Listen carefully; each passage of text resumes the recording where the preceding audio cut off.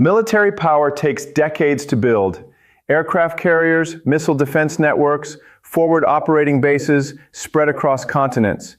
These are the products of sustained investment measured in generations, not news cycles. But there is another form of power, far less visible, that can weaken in a matter of weeks: credibility. The belief held by allies and adversaries alike that a superpower will actually do what it says it will do. That distinction sits at the center of what has unfolded between Iran and the United States in recent months. Iran does not possess the conventional military strength to defeat American forces in direct confrontation, and it has never seriously attempted to. What it has done repeatedly and with apparent deliberation is something more subtle, testing exactly how far American red lines can be approached before they are enforced, and observing carefully what happens each time they are not. Each of those tests, taken individually, might look like a minor episode in a long-running regional rivalry.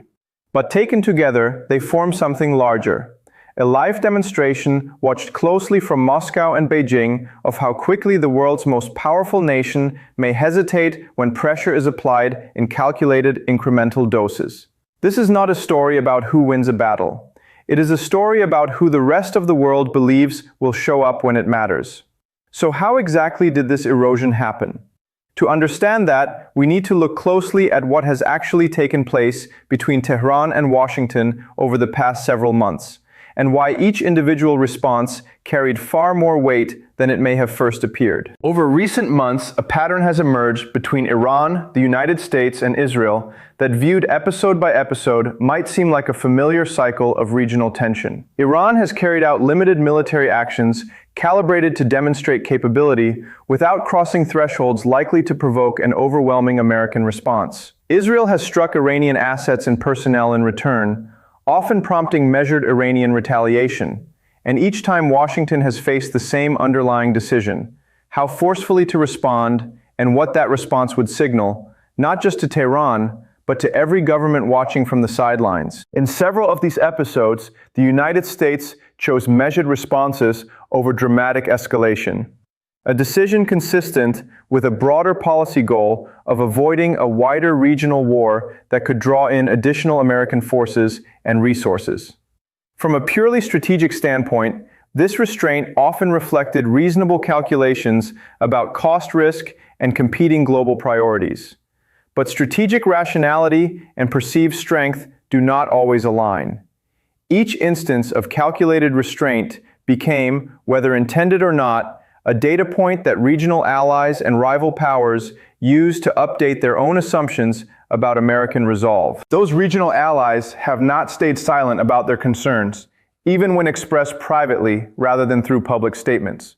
Gulf partners, long dependent on American security guarantees, have quietly diversified their diplomatic relationships in recent years, engaging more directly with both China and, at times, Iran itself. Israel, while remaining closely aligned with Washington, has increasingly signaled a willingness to act unilaterally when it judges American timelines too slow for its own security requirements. Beyond the region, this pattern has not gone unnoticed. Russian officials have referenced America's Middle East posture in the context of their own confrontation in Ukraine, while Chinese state media has periodically highlighted instances of American restraint as evidence of a broader retreat from global commitments. Neither Moscow nor Beijing needs to draw explicit conclusions publicly. They are simply watching and adjusting their own calculations accordingly.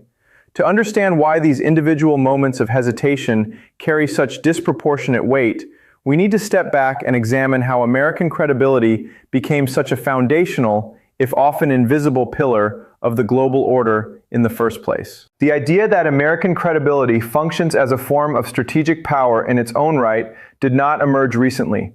It has deep roots in the post-World War II international order, when the United States built a global network of alliances underpinned by a simple but consequential promise: that American military power would defend its partners if they were attacked. That promise, formalized through NATO bilateral treaties across Asia and extended deterrence commitments to allies without nuclear weapons of their own, only worked if it was believed. Treaties on paper meant little without the credible expectation that Washington would act on them when tested. That expectation faced repeated challenges throughout the Cold War. Successive crises, from Berlin to Cuba to numerous smaller confrontations across the developing world, forced American leaders to demonstrate again and again that their commitments were not merely rhetorical. Each successful demonstration reinforced the broader system. But credibility once damaged has historically proven far harder to rebuild than to maintain. The American withdrawal from Vietnam left lingering doubts among allies about the durability of U.S. commitments in protracted, costly conflicts. Doubts that took years of subsequent policy to address. More recent history offers sharper, more immediate parallels. In 2013, the Obama administration's declared red line over chemical weapons use in Syria was crossed without the promised military response, a moment widely interpreted, rightly or wrongly, as a signal of American reluctance to enforce its own stated thresholds. Nearly a decade later, the withdrawal from Afghanistan in 2021 raised similar questions among allies from Europe to East Asia, regardless of the strategic arguments made in its favor. In both cases, the substance of American policy mattered less to global perception than the symbolism of a stated commitment not fully honored. This history reveals a consistent pattern. Credibility damage rarely stays contained to the specific circumstance that caused it.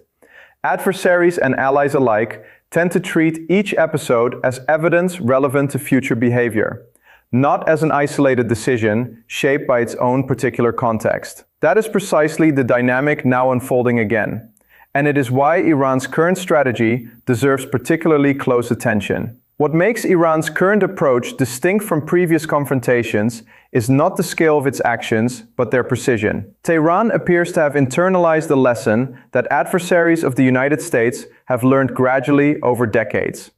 That credibility is not eroded through decisive defeat, but through repeated, carefully calibrated tests that never quite justify an overwhelming response. Each Iranian action in this recent sequence has followed a consistent logic.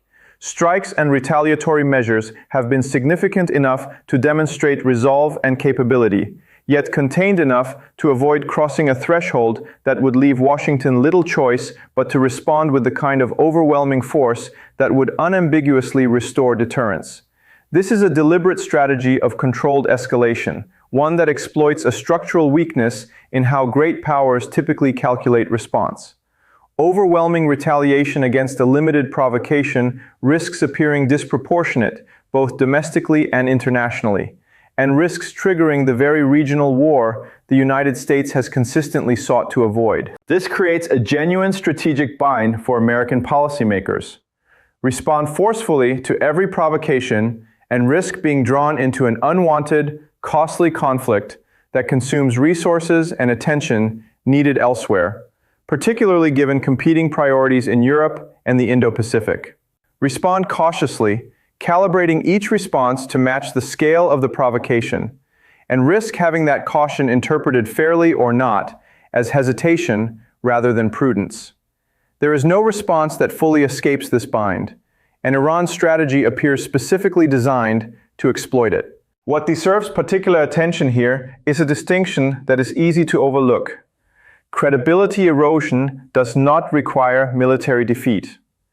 Iran does not need to win a war against the United States or even a single major battle to achieve its strategic objective. It only needs to demonstrate repeatedly and visibly that American red lines can be approached without triggering catastrophic consequences. Each instance in which this occurs without decisive American response adds to a growing body of evidence that other actors far beyond the Middle East are watching closely and incorporating into their own strategic calculations. This is where the story extends well beyond Iran itself. Russian officials engaged in their own protracted confrontation over Ukraine have taken note of American restraint in the Middle East as one data point among several informing their assessment of Western resolve more broadly. Chinese strategists weighing the risks and potential rewards of more assertive action regarding Taiwan study historical patterns of American hesitation with particular interest, searching for evidence of the conditions under which decisive American intervention becomes less likely. Neither power needs Iran's cooperation or coordination to draw these lessons. They simply need to observe the pattern and adjust their own risk calculations accordingly. This is the deeper mechanism at work. Iran's confrontations with the United States function, whether intentionally or not, as a kind of open laboratory, generating real-time data about the conditions under which American deterrence holds and the conditions under which it appears to bend. And every additional experiment run in that laboratory potentially informs decisions being made in capitals far removed from Tehran or Washington, with consequences that could ultimately prove far more significant than anything occurring in the Middle East itself. If Iran's confrontations with Washington are functioning as a live demonstration of American resolve, the audience watching that demonstration extends far beyond the Middle East, and the consequences are already beginning to surface in how allies and rivals alike are recalibrating their own strategic behavior. Among traditional American allies, this recalibration often takes a quiet, incremental form rather than any dramatic public break. European governments, even as they maintain formal commitments to NATO, have accelerated investment in independent defense capabilities in recent years, driven partly by concerns that American attention and resources may prove less reliably available than assumed during the alliance's founding decades. Gulf states, long dependent on American security guarantees, have pursued increasingly diversified diplomatic relationships, engaging more directly with China on economic and security matters, while maintaining rather than abandoning their traditional partnership with Washington.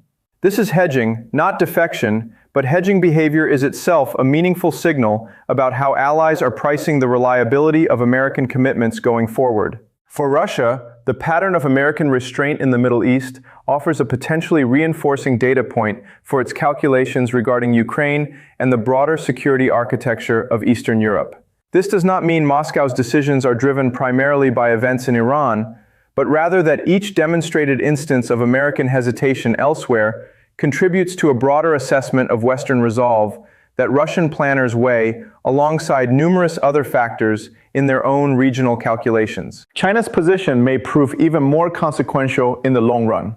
Beijing's strategic planning around Taiwan depends heavily on assumptions about the speed, scale, and certainty of American intervention in a potential crisis. Historical episodes demonstrating American caution, even in contexts far removed from East Asia, feed into a broader pattern that Chinese strategists study closely, searching for insight into the conditions under which decisive American action becomes less certain. It is worth acknowledging a genuine counterargument here. American military and economic power remains, by most conventional measures, unmatched globally. Its network of alliances, defense spending, and technological advantages continue to dwarf those of any single rival. Credibility concerns, some analysts argue, may be overstated relative to these enduring structural advantages, and past predictions of irreversible American decline have proven premature before.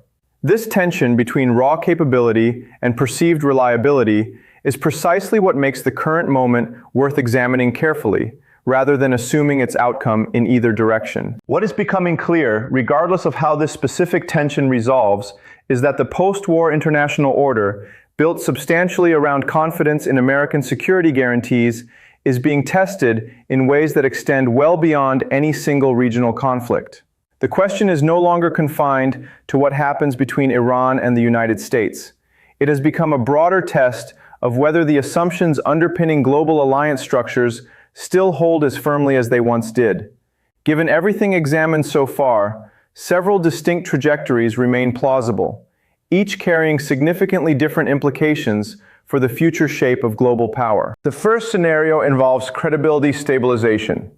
Under this path, a future crisis, whether involving Iran directly or arising elsewhere, prompts a decisive American response, substantial enough to reaffirm deterrence and counter the accumulated perception of hesitation. History offers precedent for this kind of correction, though it typically requires a clear, high-stakes moment rather than a gradual accumulation of smaller actions. A second, arguably more likely scenario involves continued gradual erosion. Under this path, no single dramatic event forces a reckoning.